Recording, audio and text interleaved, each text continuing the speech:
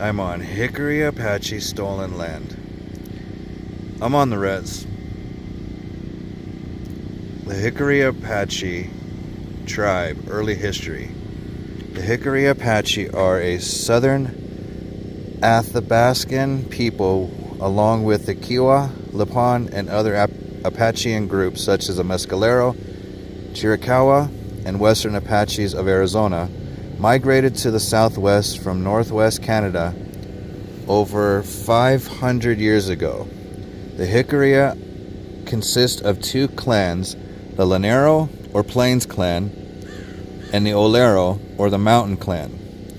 Their pre-reservation homeland ranged from southeastern Colorado and the Texas-Oklahoma panhandle to north-central New Mexico.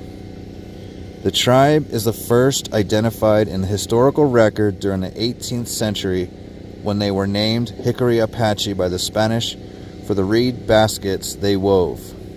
When the United States of America occupied, I've got 1, 2, 3, 4. 4 more to go, so I'll pause this till I get over there. When the United States of America occupied the Northwest in 1846, they quickly attempted to establish reservations along the frontier so they could separate the region's Indian tribes from settled areas.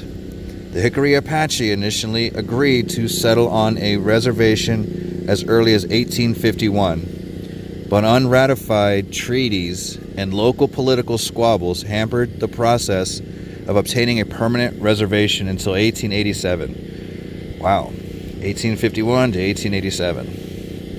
During this period, the Jicarilla Apache were placed under the charge of agents at the Taos, Cimarron, and Abiquiu.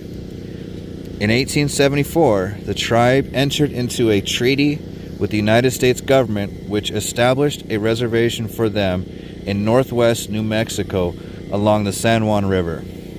However, this agreement was set aside 2 years later by President Rutherford B. Hayes, and in 1876, the tribe was ordered to move to the Mescalero Apache Reservation in southern New Mexico. That's what we call the Long Walk. Only a few Jicarilla Apache complied with the orders to move to the Mescalero Apache Reservation, however, and most remained in northern New Mexico. Consequently, the tribe was assigned to the agency at Tierra Amarilla in 1879. Here's a gentleman with a rifle and a woman with her child. Whoops. So we're going to go over to this next one. This talks about the current reservation. In 1880, President Hayes set aside an area for a permanent Jicarilla Apache reservation at Amargo, as the Dulce area was then known, which consisted of approximately the same area of the present reservation. The Jicarilla Apache began moving from Tierra Amarilla to their new home on December 20th, 1881. But once again, local political pressures prevented them from retaining their assigned reservation, and when President Chester A. Arthur rescinded the orders for the reservation at Amargo, the Jicarilla Apache were forced to return to the Mescalero, in which has become known as Trail of Tears. So they got to do the Long Walk and the Trail of Tears. I'm 99% sure, I'm not 100% sure. Finally, on February 11th, 1887, President Grover Cleveland issued an executive order which set apart the current reservation as a permanent home for the Jicarilla Apache. Soon after, the Jicarilla Apache began moving back to Amargo from the various places they had gone when the reservation was removed in 1884.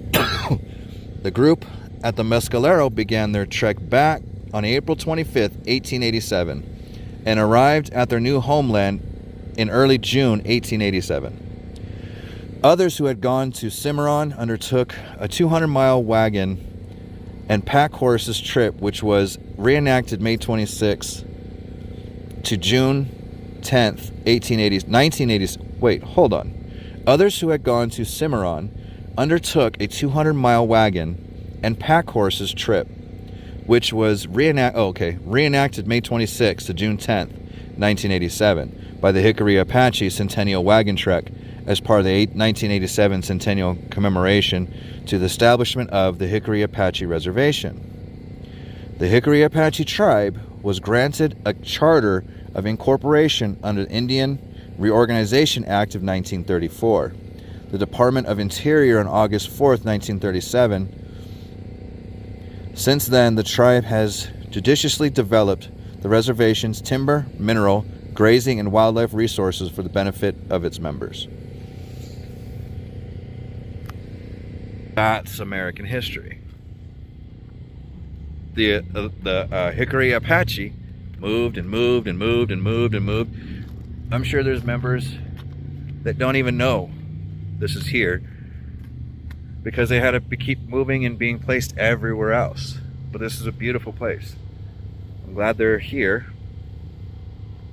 It's quiet. I've been told it's one of the most underrated places, but I agree.